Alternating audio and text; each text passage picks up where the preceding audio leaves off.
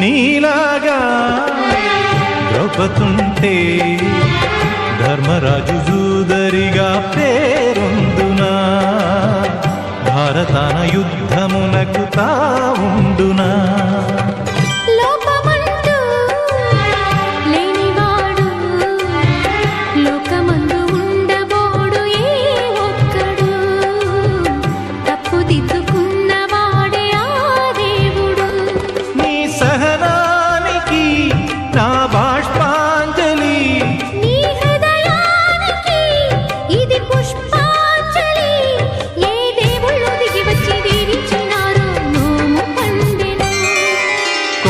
కోన పాలైన సీతమ్మ మదిలోన కోపమేల రాలేదు రామయ్య పైన